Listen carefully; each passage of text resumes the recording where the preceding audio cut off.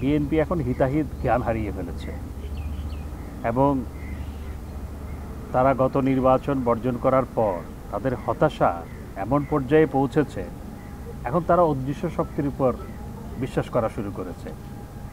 যে তারা এখন, আপনারা জানেন যে ক্ষণে ক্ষণে তারা বিদেশিদের দুয়ারে যায়।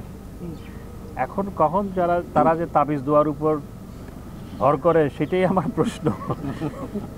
এই জন্য এই ধরনের কথাবার্তাগুলো বলছে।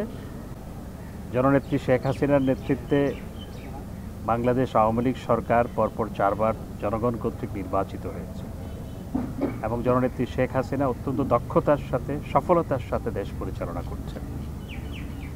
আসলে বিএনপি এখন হিতাহিত জ্ঞান হারিয়ে ফেলেছে এবং তারা গত নির্বাচন বর্জন করার পর তাদের হতাশা এমন পর্যায়ে পৌঁছেছে, এখন তারা অদৃশ্য শক্তির উপর বিশ্বাস করা শুরু করেছে।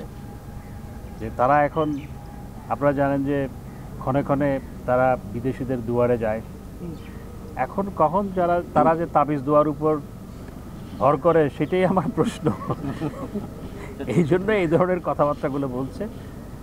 জননেত্রী শেখ হাসিনার নেতৃত্বে আওয়ামী লীগ সরকার অত্যন্ত দক্ষতার সাথে দেশ পরিচালনা করছে।